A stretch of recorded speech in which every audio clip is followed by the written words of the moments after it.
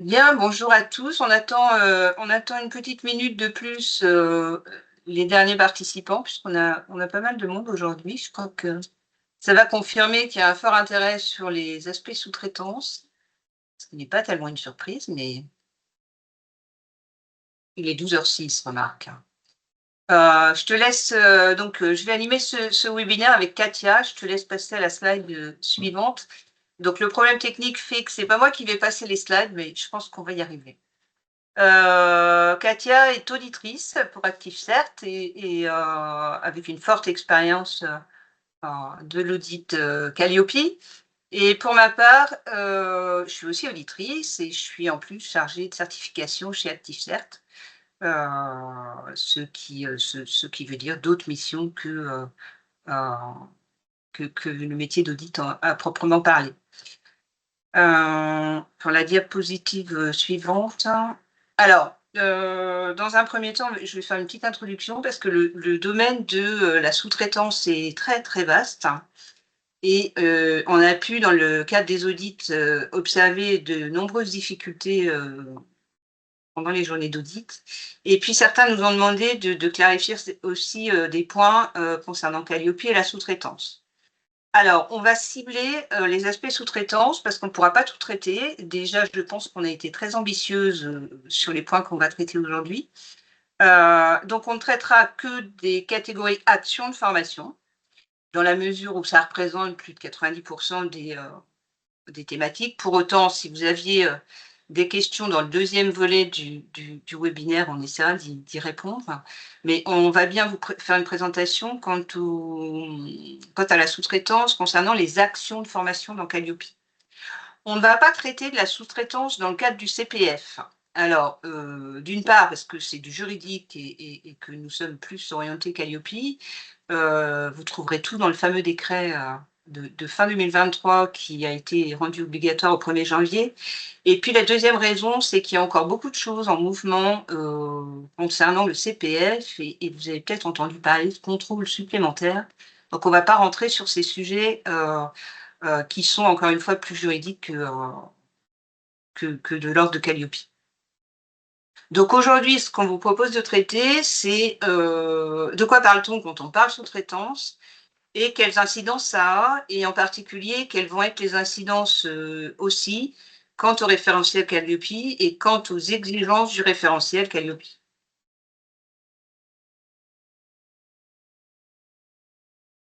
Je te laisse passer la diapo suivante. Donc, dans un premier temps, on voulait définir, ce qu'on appelle sous-traitance, dans la mesure où, la sous-traitance a d'abord donné lieu, il y a très longtemps, puisque c'était en 75, à une définition générale qui est toujours d'actualité, où, c'était surtout dans le bâtiment, on parlait d'une opération par laquelle un entrepreneur, confiait sous sa responsabilité à une autre personne, le sous-traitant, l'exécution de tout ou partie d'un contrat d'entreprise. Alors ça existe toujours, notamment dans les marchés publics, effectivement. Et alors en décodant pour la formation, on parle de sous-traitance quand on confie à un tiers, qu'on appelle le sous-traitant, tout ou partie d'une activité de formation. Ça peut être de la conception, ça peut être de l'animation, ça peut être, des domaines divers et variés. Alors, point de repère aussi ou clarification concernant la sous-traitance. On ne va pas parler de sous-traitance pour un prestataire de service. Alors l'exemple, ça peut être, vous êtes en panne d'ordinateur et vous faites appel à un informaticien. Vous êtes dans le cadre d'une prestation de service, il vient vous épauler et vous rendre le service de vous dépanner. Et surtout, le point important, c'est que dans ce cadre-là, il n'y a pas délégation d'action comme on l'a dans, la sous-traitance formation, par exemple, où on confie une mission, de manière, totalement, déléguée à un formateur. Katia, tu interviens quand tu veux, hein. Le deuxième point sur lequel je voulais insister, c'était, la différence entre co-traitance et sous-traitance. Ça, c'est un point qu'on a aussi souvent, évoqué. On parle de co-traitance, entre 2 organismes, par exemple, quand quand chacun des organismes facture. Vous êtes dans le cas d'une sous-traitance si c'est vous qui facturez en faisant appel à quelqu'un d'autre. Si les 2 partenaires facturent directement le client, c'est de la co-traitance. Et alors dans Calliope, vas-y. Alors, je voudrais juste compléter, ça veut dire que si on est co-traitant, on est donneur d'ordre. Donc, ça veut dire que la particularité de la sous-traitance, en fait, n'intervient pas dans la partie de quand on est co-traitant sur, par exemple, Voilà, on va prendre le cas d'un marché public, par exemple, voilà. En fait, on est au même niveau de responsabilité. Voilà. Et chacun facture, ça part. Tout à fait. Alors la particularité de Calliope, c'est qu'avec la version 9, on a amené 2 définitions de sous-traitance. La sous-traitance, enfin 2 définitions, 2 notions de sous-traitance un peu différentes. La sous-traitance pour un autre organisme de formation, c'est vous qui intervenez, ou l'appel à la sous-traitance, où vous faites appel à un formateur sous-traitant qui va mener votre action. Donc du coup, c'est essentiellement de ces 2 volets dont on va parler, avec quelques rappels avant de rentrer dans le référentiel à proprement parler. Dans les exigences Calliope, on a la notion de responsabilité du donneur d'ordre. Le donneur d'ordre est responsable, il doit garantir la qualité des prestations sous-traitées.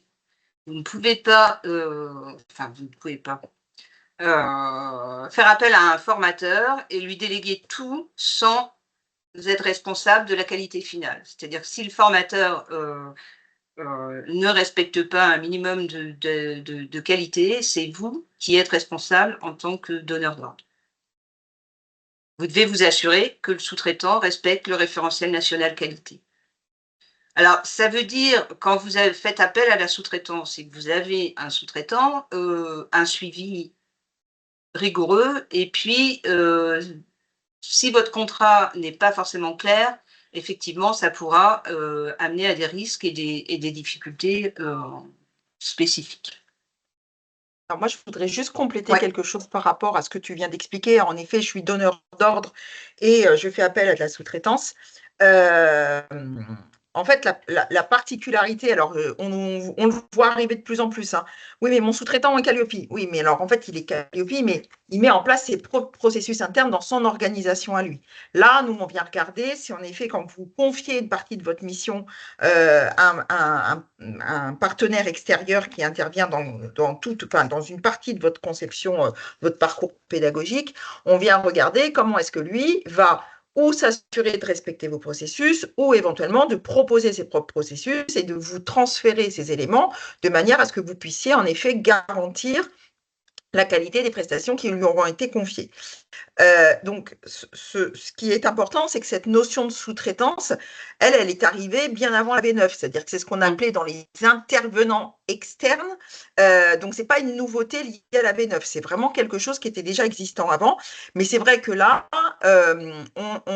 on vous demande, et en fait, ça va faire état dans l'autre sens aussi, quand on intervient en tant que sous-traitant auprès d'un autre donneur d'ordre, c'est d'avoir en effet un contrat qui va être le plus clair possible pour pouvoir voir où commence votre responsabilité et où est-ce qu'elle s'arrête, et où commence la responsabilité de votre partenaire et où est-ce qu'elle s'arrête, de manière à ce que nous, quand on vient auditer, on sache dans quelles conditions on doit prendre en compte le contexte dans lequel vous êtes en train de travailler avec votre donneur d'ordre ou éventuellement avec votre sous-traitant.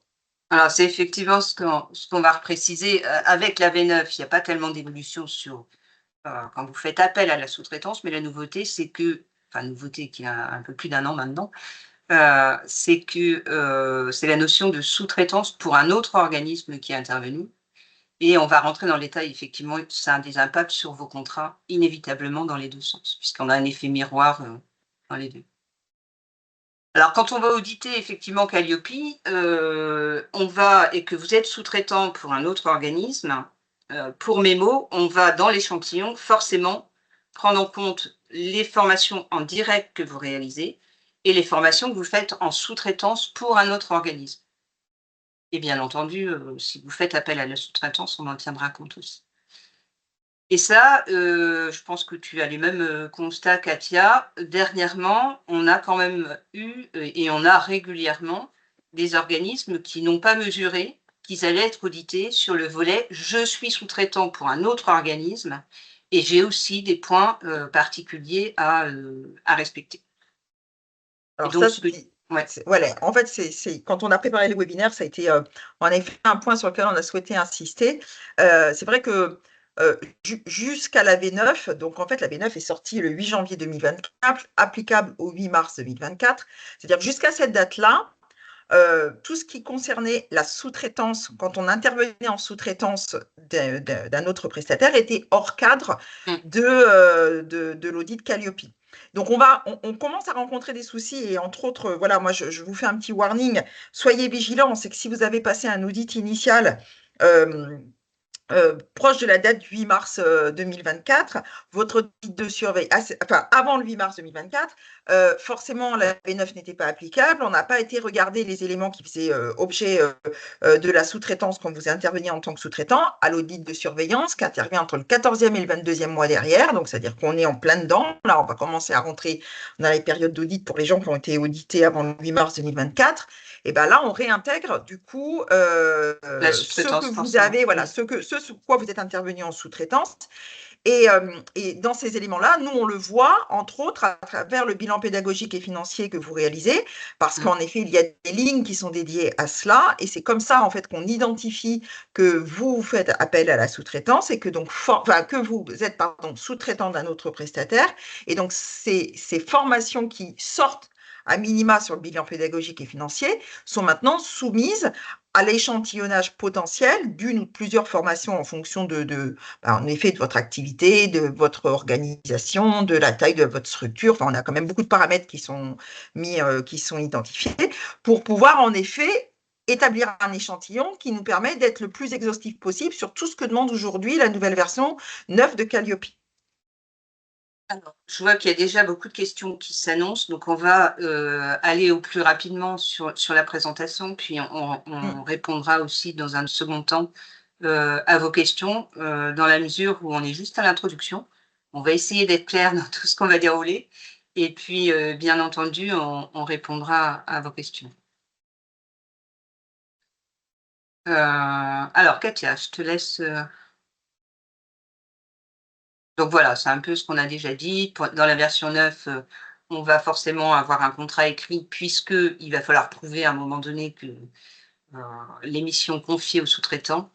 Et donc dans les contrats de sous-traitance, ça va à minima définir les missions confiées aux sous-traitants.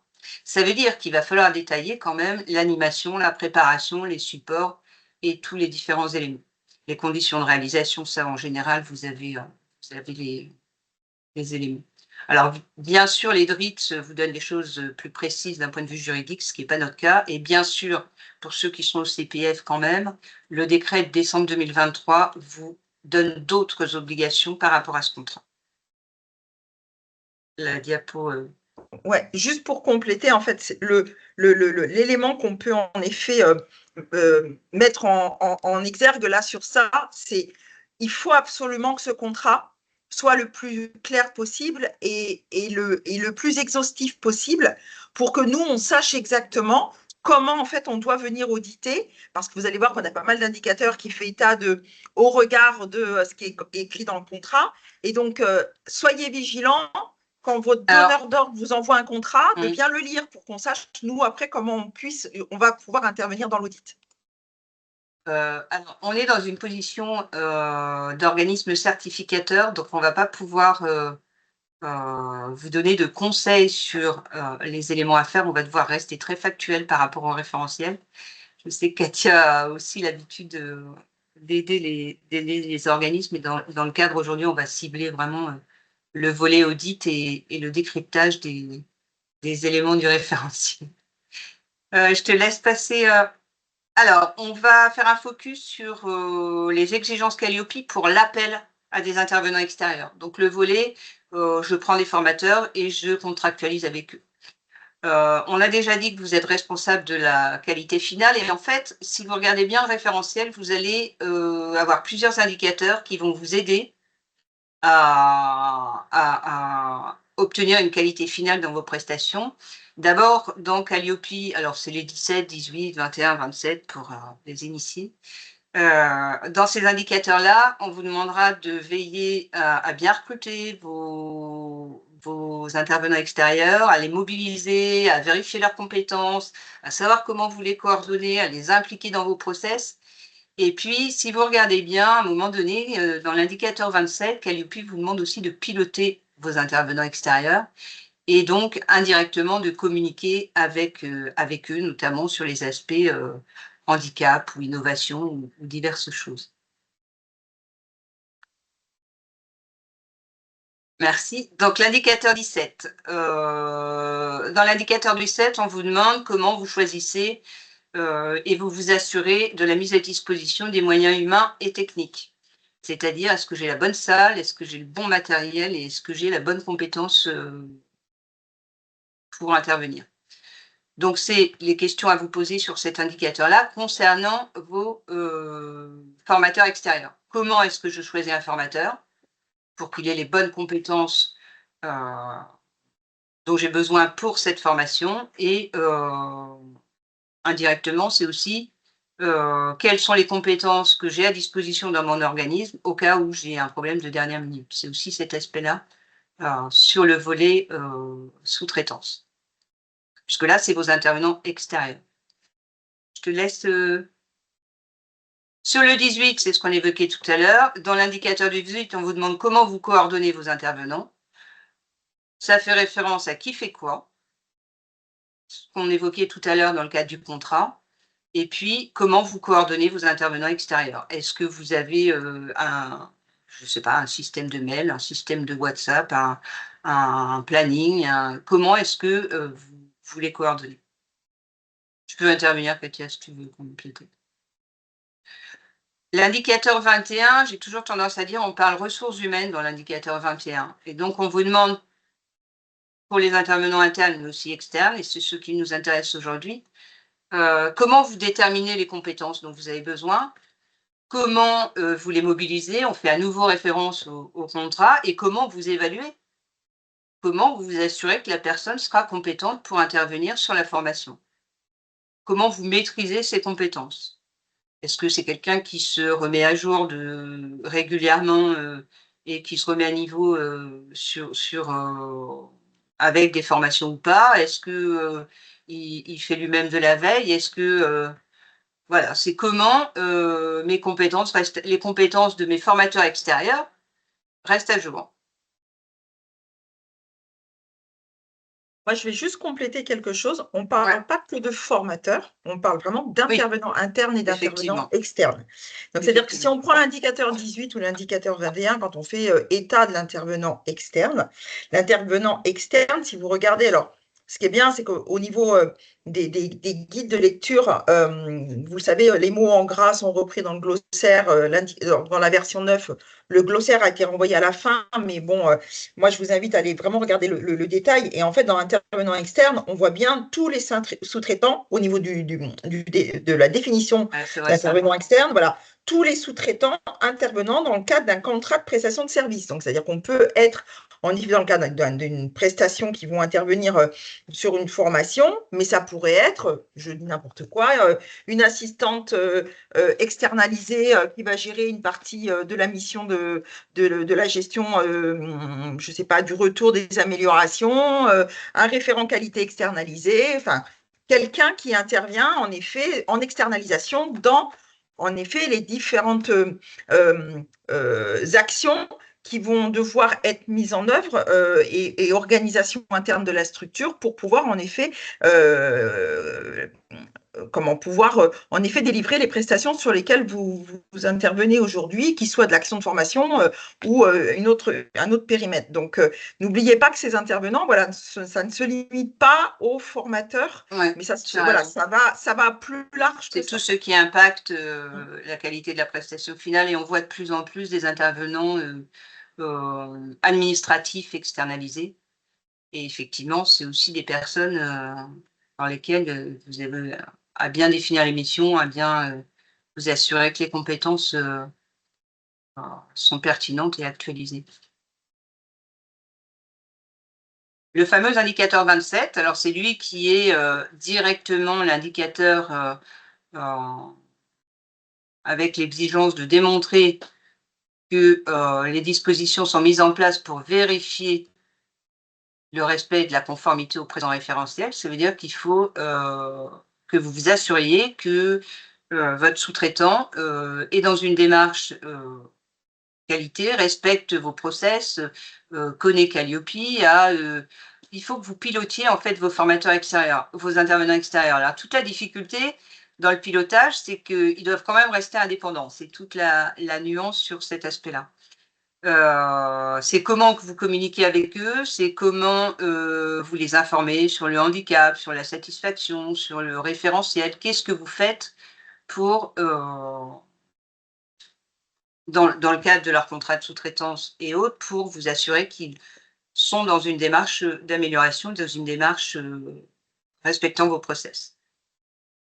Alors moi, je vais juste vous compléter avec des éléments du référentiel qui sont du coup, je trouve très clairs sur l'indicateur 27, c'est-à-dire que si vous regardez ce qui est indiqué en dessous de la commente et la colonne et exemple de preuve, pardon, il est bien noté en fait, non, en nota bene, en dehors des cas prévus par les dispositions légales et réglementaires, donc ça veut dire entre autres l'obligation d'être Calliope dans le cadre du CPF pour certaines catégories de sous-traitants. Ouais. Cet indicateur n'impose pas aux sous-traitants l'obligation de certification Calliope. La responsabilité de la qualité appartient au donneur d'ordre, charge à ce dernier de mettre en place les modalités qui assurent la chaîne de la qualité, y compris avec les sous-traitants. Donc, je pense que cette phrase est relativement claire, où en effet, on regarde là comment est-ce que vous, en tant que donneur d'ordre, vous allez vous assurer que votre sous-traitant, entre guillemets, ne met pas en danger votre activité. On va le faire en étant un peu large, parce qu'en effet, c'est mon Calliope en tant que donneur d'ordre qui peut être mis en danger si mon intervenant venait à ne pas respecter les attentes du référentiel. Et les attentes du référentiel, pour mémoire, ce n'est en fait que la traduction qualité de ce que demande aujourd'hui le Code du travail en fonction du périmètre sur lequel vous intervenez par rapport à la mise en œuvre, entre autres, d'un parcours de formation et qu'est-ce qu'on y met dedans. Voilà, donc en fait, ce qu'on va surtout regarder, c'est comment est-ce que vous vous assurez que vos intervenants soit respectent vos process, soit proposent des process qui vous permettent à vous de continuer à répondre au référentiel.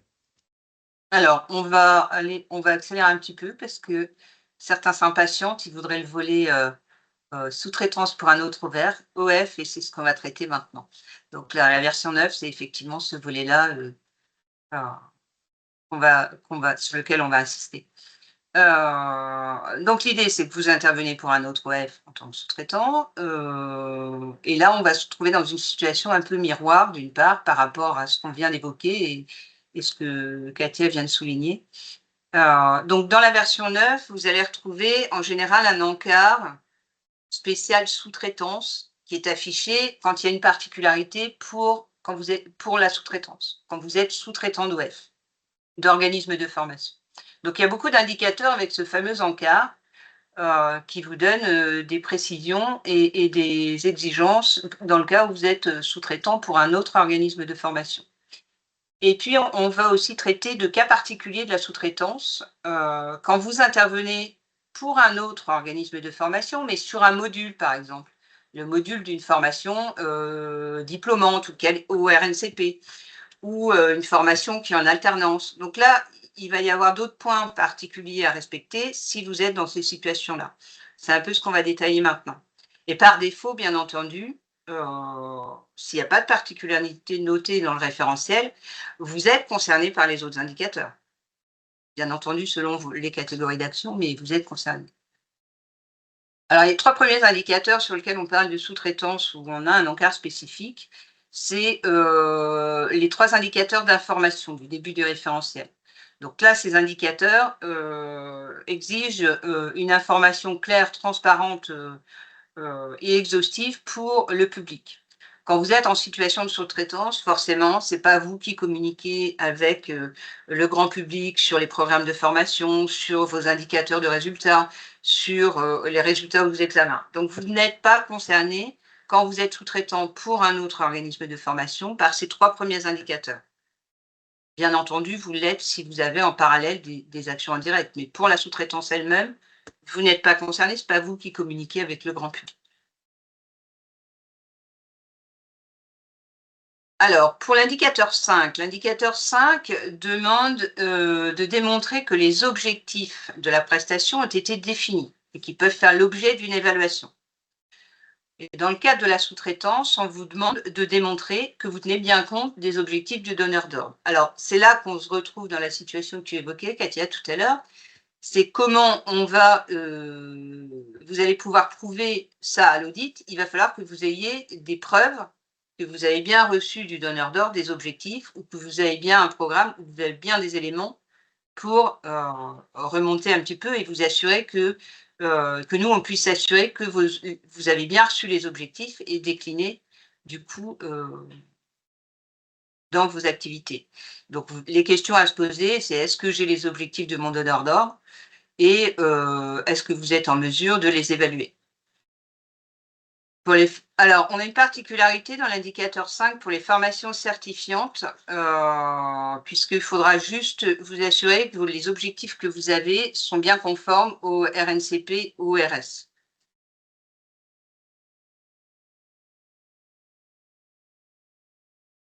Alors, voilà, c'est une particularité là, concernant ce que j'évoquais tout à l'heure. Vous êtes sous-traitant pour un autre organisme de formation et vous êtes sur les particularités RNCP, c'est-à-dire que vous intervenez dans une formation qui est les RNCP, sur tout ou partie d'un module, hein.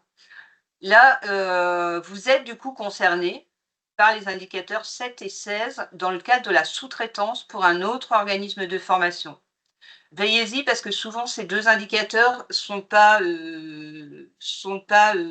forcément, préparés pour l'audit dans la mesure où, il n'y a pas cette prise en compte, du référentiel de RNCP. Donc là, la question, c'est de savoir que dit votre contrat dans le cadre des interventions et est-ce que vous avez pour l'indicateur 7, est-ce que il faut que vous connaissiez en fait le référentiel pour être en mesure de répondre à ces 2 indicateurs. Le 7, c'est l'indicateur de contenu, c'est est-ce que le contenu de ce que vous proposez dans votre module est conforme aux exigences de la certification. Et dans l'indicateur 16, c'est est-ce que ce à quoi vous préparez est aussi conforme au référentiel d'examen. Est-ce qu'il n'y a pas d'écart entre ces parties-là? Je ne sais pas si j'ai été claire, Katia. Peut-être que tu peux… Je pense qu'on posera la question à la fin quand tout le monde. Alors Ouais. pour moi, ça l'est, mais en fait, Ouais. clairement, si vous intervenez dans un parcours certifiant qui relève du RNCP, ce que vous avez besoin d'avoir, c'est d'avoir accès au référentiel de contenu, alors REAC, REE, en fonction de ceux sur lesquels vous intervenez, sur le type de diplôme de diplôme ou de certification que vous intervenez. Et en fait, ce qu'on vous demande, c'est est-ce que vous connaissez le contenu de ce que vous devez mettre en œuvre au regard de ce qui est attendu par le certificateur propriétaire de l'examen, du diplôme. Et d'un autre côté, comme on vous demande aussi d'évaluer, et est-ce que vous faites partie de l'évaluation, donc d'où l'importance d'avoir un contrat bien construit, de savoir exactement où commence ma mission et où s'arrête ma mission, de manière à ce que nous, quand on intervient sur ces éléments-là, on sache dire, en effet, vous participez à un module de 14 heures sur une activité d'une unité d'enseignement, d'un bloc de compétences, forcément, on n'est pas dans la même chose où on va intervenir sur un bloc complet et vous faites les évaluations et c'est vous qui mettez en place les CCF s'il y a des CCF à mettre en œuvre. Enfin, voilà. Donc, ça nécessitait de comprendre en fait quelles sont les missions qui vous sont confiées de manière à ce qu'on puisse voir comment nous, on doit mettre en place l'audit.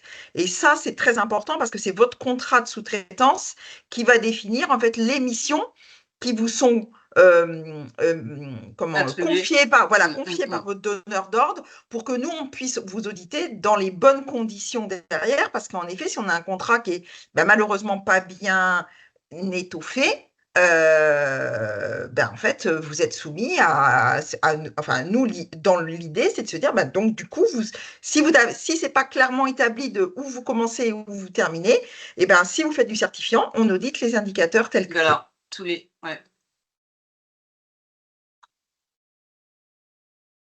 C'est vrai que, juste pour compléter ce que tu viens de dire, globalement, si votre contrat n'est pas suffisamment précis, par défaut, tous les indicateurs seront audités. Tous les indicateurs relatifs à la sous-traitance. Donc, indicateur 9, la question reste que dit mon contrat, puisque dans ce cadre-là, on vous demande de l'encadrer sur la sous-traitance, justement, et ça arrive dans plusieurs indicateurs. Demande à l'organisme certificateur, dans le cadre de l'audit, de tenir compte des missions qui sont confiées. Donc, est-ce que dans votre contrat, c'est à vous d'envoyer les convocations ou pas? Si ce n'est pas mentionné, voilà. Est-ce que c'est à vous d'informer les stagiaires? Alors, ça Selon peut le contrat être, qui est établi. oui, ça peut être, alors, dans la lecture, ça peut être, par exemple, si le contrat fait objet juste de l'animation. Ouais. Voilà, on comprend bien que si vous Oui, par animez, défaut, oui. voilà, par défaut, c'est que si vous animez le parcours de formation qui a lieu tel jour à telle heure pour un groupe de tant de personnes sur telle thématique, dans telle disposition, on comprend bien que là, et qu'on ait cette phrase qu'on retrouve assez souvent, qui est le donneur d'ordre conserve la gestion administrative, logistique de la formation, on comprend bien que c'est pas forcément dans vos missions, voilà, de pouvoir mettre en place cet indicateur, de pouvoir mettre en place les éléments liés à l'indicateur 9. Alors là, pour l'indicateur 13, on est aussi dans un contexte un peu particulier, puisque ça, c'est des interventions en sous-traitance pour les formations en alternance. Et là encore, c'est que dit mon contrat dans le cadre de mes interventions pour les formations en alternance, puisque selon les missions qui vous sont confiées, il y aura un audit un peu différent sur ce volet, et l'indicateur 13 sera ou non audité dans ce cadre-là.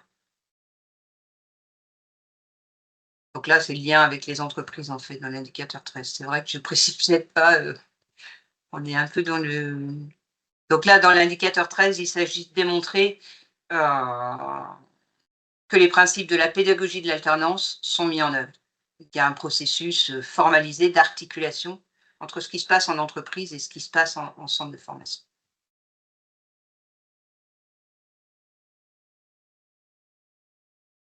Indicateur 26. Alors, l'indicateur 26, ça concerne le handicap.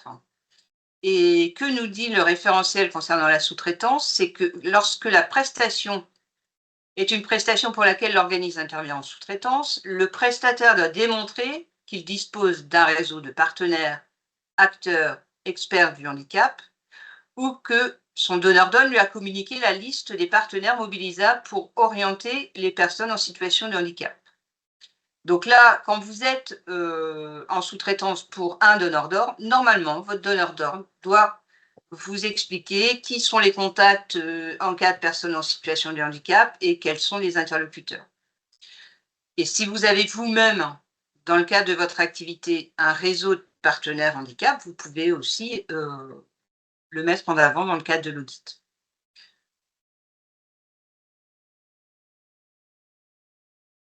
Indicateur 28, c'est aussi un indicateur particulier, puisque là, on parle de formation et de période de formation en situation de travail. Juste pour repréciser une chose, ça n'est pas que la FEST. Les situations de travail, c'est par exemple dans le cadre de l'alternance, il y a des situations de travail. Il y a un moment qui se passe en centre de formation, un moment qui se passe en entreprise.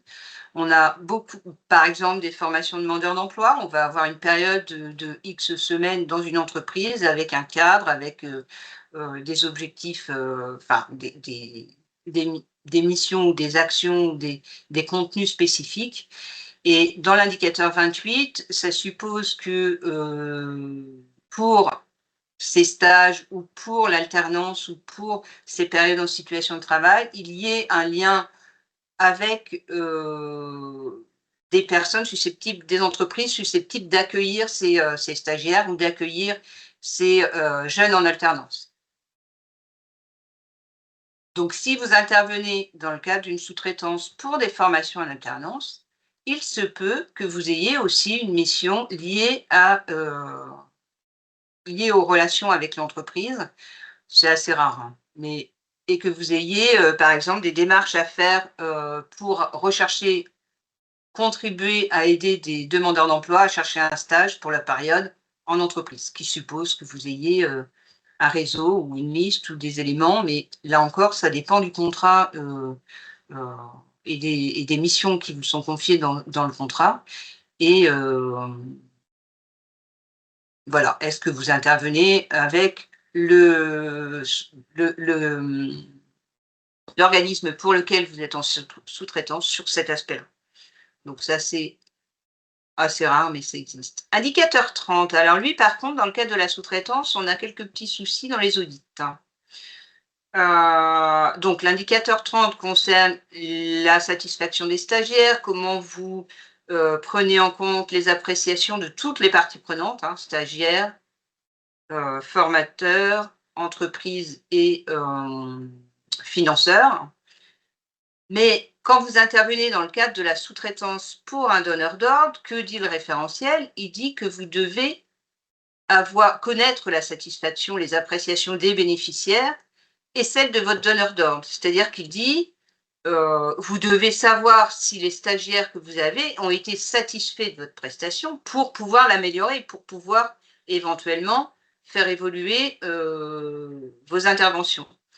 Et de la même manière, il dit aussi, vous avez un donneur d'ordre qui vous a confié une mission. Est-ce que votre donneur d'ordre vous a fait un feedback, vous a fait un retour sur la qualité de vos prestations?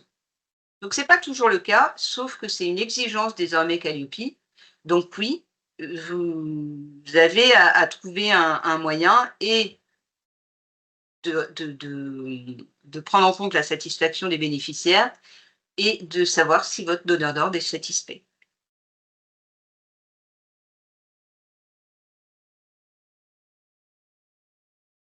Alors voilà, on a, fini cette intervention. Alors j'ai fait un petit résumé, sur la fin en tableau des indicateurs plus ou moins concernés selon que vous faites appel à de la sous-traitance ou que vous êtes, dans le cadre d'une intervention pour un donneur d'ordre.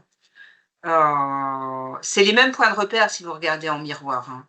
C'est-à-dire que d'un côté, vous faites appel à de la sous-traitance, votre sous-traitant peut se retrouver lui-même, à être certifié Calliope et du coup avoir besoin de tous les éléments qu'on a évoqués en miroir pour, un organisme qui est en sous-traitance pour un autre. Donc voilà, j'espère que, ces éléments peuvent vous donner les points de repère, dont vous avez besoin et je crois qu'on va passer aux questions parce que je les vois se multiplier. Alors, on va les prendre dans l'ordre. Est-ce logique qu'en cas d'audit d'un sous-traitant, celui-ci puisse être pénalisé suite à la défaillance éventuelle du donneur d'ordre? Alors pénalisé, ben, enfin, il est forcément pénalisé si vous ne lui avez pas fait un contrat qui précise ses missions. Puisque si tout n'est pas bien défini, il sera audité sans doute sur des indicateurs, pour lesquels on ne sait pas s'il est concerné ou pas. Alors je ne sais pas si c'est normal, mais c'est logique dans l'idée de miroir et de faire en sorte que, la sous-traitance, évolue vers un peu plus de clarté. Je pense que c'est l'arrière-pensée. Katia? Alors, en fait, ce qui est surtout important, c'est de comprendre son métier, quoi. Donc Oui. aujourd'hui, c'est vrai que quand vous intervenez, en fait, du moment où vous réalisez, où vous rentrez dans le métier de la formation professionnelle, on est lié à un métier qui est régi par le code du travail. Donc ça veut dire que quoi qu'il en soit, il faut déjà commencer par là en se disant, bah, quand on intervient dans le métier de la formation professionnelle, qu'est-ce que m'oblige le code du travail? De cette obligation du code du travail, qu'est-ce que je dois mettre en place dans mon organisation? Et donc, de fait, quelle est la relation commerciale que je mets avec mon donneur d'ordre et comment est-ce que je m'assure qu'en effet, je ne me mets pas en danger? Ça fait partie, en fait, on va dire, d'un développement, on va dire, commercial et stratégique d'une structure. Et de là, de pouvoir aussi, alors, que vous soyez impacté par des non-conformités. Alors déjà, comprendre qu'une non-conformité, ce n'est pas un gros mot, hein, c'est juste qu'il y a un trou dans la raquette au moment où nous, on passe faire un audit, et ça ne veut pas dire pour autant que vous n'êtes pas bon dans la qualité de ce que vous mettez en œuvre. Donc déjà, il faut très démystifier la non-conformité parce que, en effet, pour moi, je pense que c'est vraiment, il faut vraiment la voir comme étant un endroit où nous, on va pointer que là, il y a quelque chose qui ne fonctionne pas et que ce n'est pas grave parce qu'en effet, vous allez avoir du temps pour pouvoir en prendre connaissance, pour pouvoir nous proposer un plan d'action et pour pouvoir, en effet, in fine, améliorer votre organisation et vos processus pour justement être encore plus pertinent, proposer quelque chose d'encore plus qualitatif, être plus dans le pilotage de votre activité, parce que Calliope, si vous lui donnez vraiment un sens, c'est vraiment un outil pour piloter votre activité. Donc, je pense que c'est comme ça qu'il faut le voir. Après, c'est important en effet, et comme moi, j'ai aussi un organisme de formation, je fais exactement le même métier que vous, donc je suis aussi dans la même problématique. Moi, je lis les contrats que je signe. Donc, c'est-à-dire que quand j'ai un contrat où je m'engage, je vais aller lire ce qui est écrit dedans de manière à ne pas me mettre en danger. Donc, ça, c'est aussi quelque chose qui, pour vous, va vous permettre d'être peut-être plus pointilleux, de manière à vous dire, là, ça peut m'impacter, ça peut impacter le pilotage de ma structure, et donc d'aller regarder plus loin dans les échanges avec votre donneur d'ordre pour lui dire, écoutez, voilà, aujourd'hui, ça, tel que vous me le positionnez là aujourd'hui dans le contrat, moi, ça peut me poser des soucis et ça va faire l'objet justement de conversations parce que votre donneur d'ordre, on va dire en règle générale, est souvent Calliope, compte tenu qu'il met aussi ce contrat dans le sens de pouvoir développer son activité. Donc, je pense que, en effet, c'est compliqué et je peux entendre que ça peut être hyper frustrant de se retrouver avec des écarts alors qu'on n'est pas maître, entre guillemets, de ce qui se passe en amont. Mais ça ne veut ça pas reste un être, levier voilà, ça reste, voilà, il faut le voir comme un outil d'amélioration. Et de toute façon, je pense que ça a été un petit peu, ça va faire bouger les lignes, la V9. Donc on va avoir des choses de plus en plus construites et concrètes qui vont arriver là maintenant. Ça fait un an là que ça tourne, donc ça va commencer à faire bouger les lignes. Voilà. Tu veux prendre une autre question? Alors, lors de mon renouvellement, j'ai bien été évaluée sur mes actions de sous-traitance. Oui, forcément. On est dans la V9, donc oui. Moi, je vous ai dit tout à l'heure, soyez vigilants, soyez vigilants, surtout si vous avez passé un audit initial avant le 8 mars 2024. Vous allez rentrer en période d'audit de surveillance entre le 14e et le 22e mois. Donc, si je fais un calcul à la louche, ça fait 8 mai 2025, si je ne me suis pas trompée, et 8 janvier 2026. C'est-à-dire que si vous tombez dans cette période-là sur votre audit de surveillance, la V9 sera applicable. Enfin, la version applicable à ce moment-là. À l'heure d'aujourd'hui, la V9 sera applicable. Voilà. Donc, s'il y a eu des prestations en sous-traitance qui n'ont peut-être, vous êtes intervenu en sous-traitant d'un donneur d'ordre qui n'ont pas été audités à l'audit initial, pour le coup, seront audités à l'audit de surveillance. Alors, on a une autre question. Quels sont les éléments de preuve que nous sommes en droit de demander à notre sous-traitant? CFA apprentissage. Je ne suis pas sûre de bien comprendre la question. Quels sont les éléments de preuve que nous sommes en droit de demander à notre sous-traitant? C'est dans quel périmètre? CFA apprentissage, apparemment. Si vous pouvez préciser votre question, on va prendre une autre question entre-temps et on reviendra sur votre question parce que je ne suis pas sûre de sous-traitants sur quoi? En formation ou un formateur? J'ai pas, si vous pouvez préciser un peu plus d'éléments, comme ça on voit si on peut vous faire une réponse. Nous pourrons avoir la présentation après la visio. Alors en fait, vous aurez accès au replay sur YouTube de manière, vous avez accès à tous nos webinaires en replay sur YouTube. On vous remettra le lien. Je croyais qu'il était là. Il n'était pas. Tu l'as pas? Sur la dernière page, il y est. Ah, il est sur la dernière page. En fait, si vous passez par la page ActiveCert, vous avez sur la page d'accueil tout en bas, je crois, si je ne me trompe pas, si ça n'a pas changé de place, vous avez nos webinaires et vous avez en dessous accéder à nos anciens webinaires, nos replays de nos anciens webinaires. Vous avez un lien et ça vous bascule sur la chaîne YouTube où on a tous les webinaires qui sont ouverts à tous, que vous soyez client ou non d'ActiveCert, mais voilà, qui sont accessibles à tout le monde avec des thématiques abordées à chaque fois. Alors, les indicateurs 17, 18, 21 et 27 et les éléments présentés jusqu'ici relèvent plutôt de la relation donneur d'ordre vers le sous-traitant. Oui, là, c'était la personne qui s'impatientait qu'on parle de sous-traitance. Par rapport à ce que vous avez dit concernant l'indicateur 30, n'est-il pas dommage que l'indicateur 32 n'ait pas d'écart spécifique sous-traitance?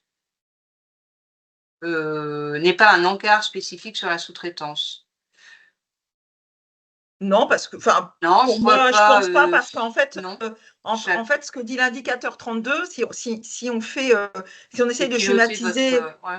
Voilà, si on essaye de schématiser les 3 derniers indicateurs du critère 7, Mmh. qui est en fait vraiment la mise en place de votre processus d'amélioration continue. Ce qu'on dit, c'est vous prenez en compte l'appréciation de vos parties prenantes. Dans la partie prenante, vous avez en effet, quand on est en sous-traitance d'un autre prestataire, bien entendu, les parties prenantes que l'on va avoir, ça va être en effet les apprenants et ça va être notre donneur d'ordre. Donc, pour le coup, l'indicateur 32, il dit, mais montrez-moi qu'est-ce que vous avez mis en place dans votre processus d'amélioration continue, de l'analyse des appréciations et des réclamations. Les appréciations, c'est l'indicateur 30, les réclamations, c'est l'indicateur 31. Donc, il n'y a pas… Oui, et de manière plus large, la Voilà. boucle d'amélioration continue, quoi.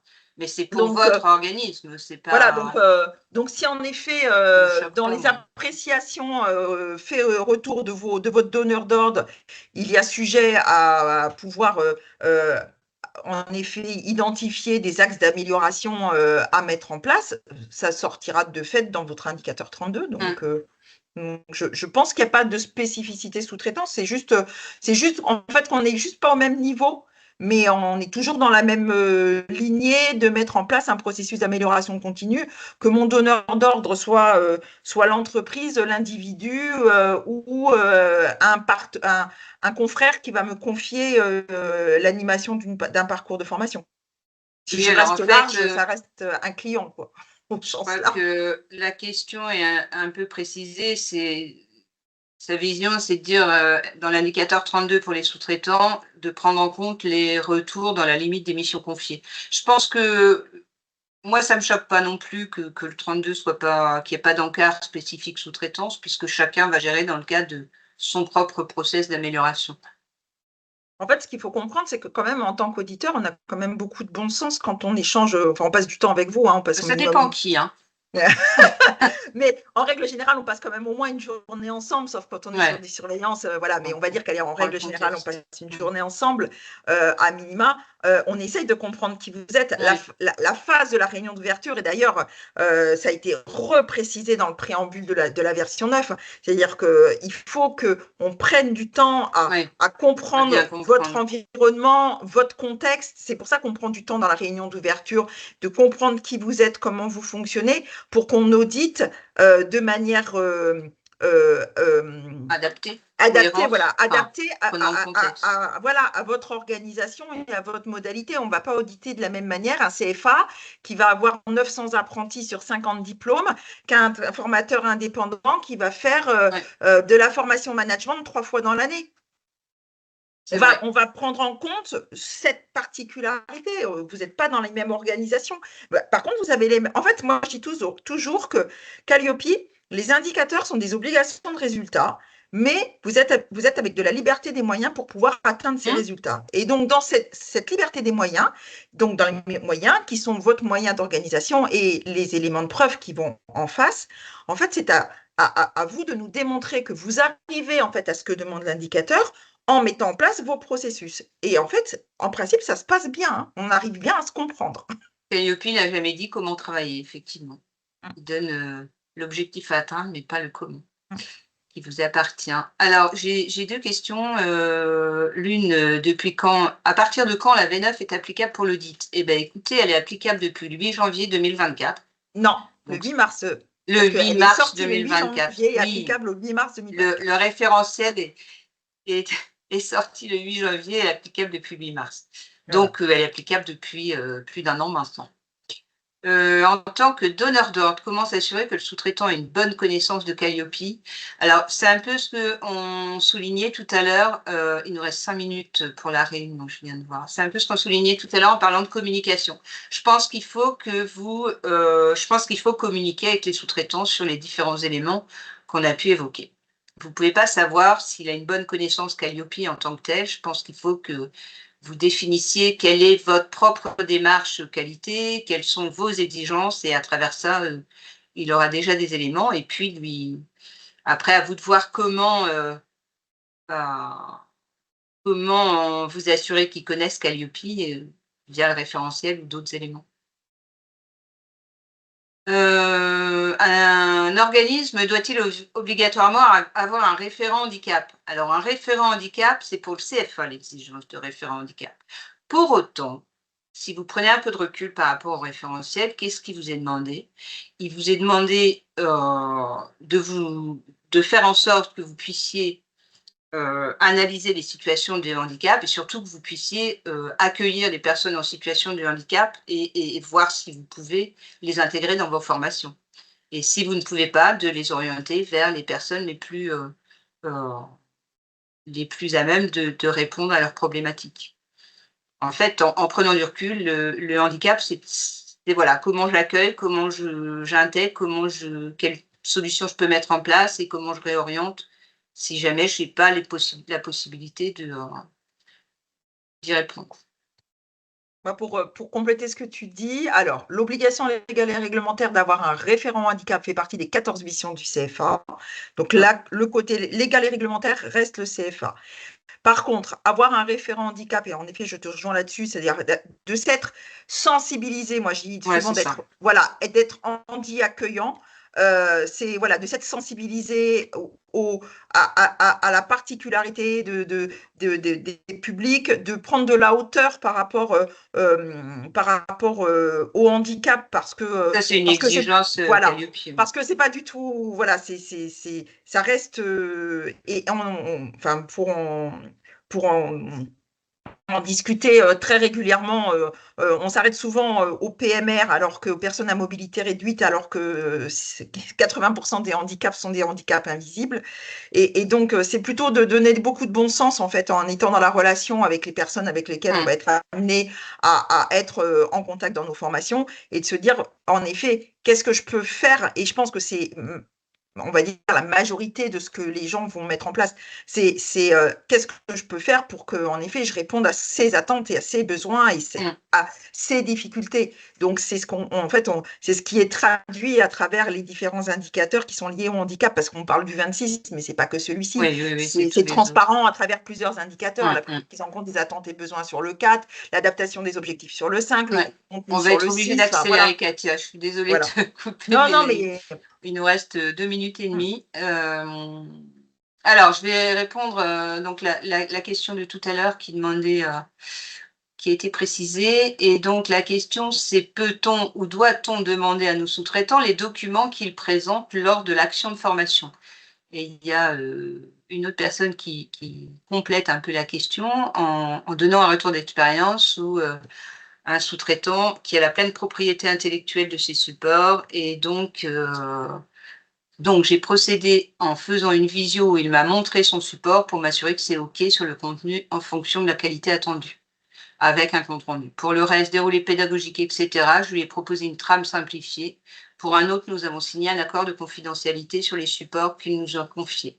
Si cela peut vous aider. Effectivement, je pense que c'était un peu l'idée de votre question, monsieur, de savoir si on peut demander les documents aux sous-traitants. Ben oui, on peut les demander. Oui, c'est vous qui êtes responsable de la qualité. Oui, c'est vous qui les pilotez. Et effectivement, je crois que les exemples, les retours d'expérience qui ont été donnés peuvent être des solutions. Je pense honnêtement qu'avec l'IA, la propriété des supports, enfin, ça va un petit peu, pour moi, ça va un petit peu annihiler la propriété intellectuelle de la connaissance et des supports créés. Je ne sais pas ce que tu en penses, mais pour moi, ça va un petit peu solutionner cette affaire-là. Mais oui, vous êtes responsable de vos sous-traitants, vous les prenez pour une mission qui est claire, vous devez vérifier, et c'est pas choquant, j'ai entendu la semaine dernière encore, un sous-traitant qui ne voulait pas donner sa progression pédagogique. Ben non. Non, non, il doit vous expliquer ce qu'il va faire pendant la journée. C'est vous qui êtes responsable. Et effectivement, c'est peut-être adapté à chacun, à chacun. Katia? En fait, moi, ce que je vois souvent, c'est qu'il n'y a pas forcément d'obligation de donner quelque chose. Ce qu'on peut faire, c'est aussi se mettre autour d'une table. Ouais. Et voilà. Et en fait, souvent, on a le problème avec les ressources pédagogiques sur l'indicateur 19. Aujourd'hui, l'indicateur 19, il ne dit pas vous devez donner les ressources pédagogiques à votre donneur d'ordre. L'indicateur, il est clair. Il dit le prestataire met à disposition du bénéficiaire des ressources pédagogiques et permet à celui-ci de se les approprier. Et c'est aux bénéficiaires qu'on doit leur remettre quelque chose, pas aux donneurs d'ordre.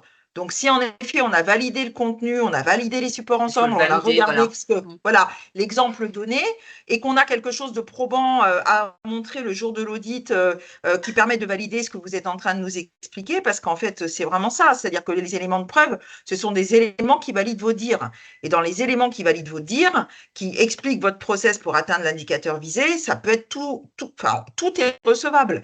Donc, on ne peut pas dire on attend tel ou tel document. C'est quelles sont l'organisation que vous avez mis en place et quelles sont la validation et quels éléments vous pouvez nous amener qui valident en effet que vous avez validé que le processus était conforme à ce que vous attendiez. Oui, le raisonnement et qualité. Mm. Alors, je pense qu'il y a une dernière question ou précision, puisque c'est sur ce même sujet.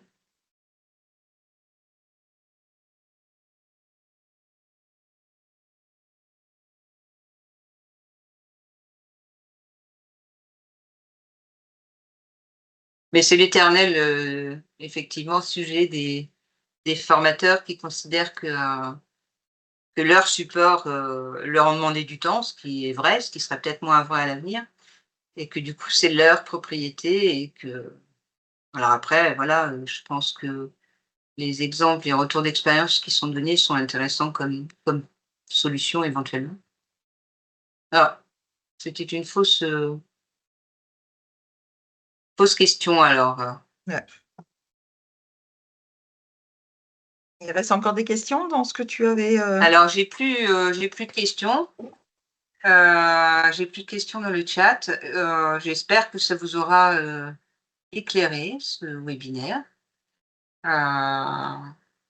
et que ça vous permettra de passer dans de bonnes dispositions vos audits Calliope. Voilà, on se retrouve une fois par mois pour des webinaires, le troisième jeudi du mois. Il n'y en aura pas en mai, le mois de mai étant un mois de mai particulier avec beaucoup de ponts. Et donc, on se retrouvera au mois de juin. Et merci à tous pour votre présence et vos questions. Voilà, surtout si vous avez des demandes particulières en termes de webinaire, faites-nous en part, qu'on puisse préparer aussi en fonction, comme celui-ci, en fonction de vos besoins, sachant qu'on restera effectivement sur les aspects référentiels et audits et qu'on n'ira pas vous dire comment travailler, mais vous inviter à réfléchir peut-être. Voilà, je vous remercie, Katia. Merci beaucoup. Je vous souhaite une bonne journée, une belle fête, enfin une bonne fin de semaine. Et puis, je crois que c'est le week-end de Pâques. Donc, voilà. Donc, Ah oui, passez c'est une bonne vrai. fête. Voilà. Merci beaucoup. Merci à tous. À bientôt. Bonne Au journée. Au revoir. revoir.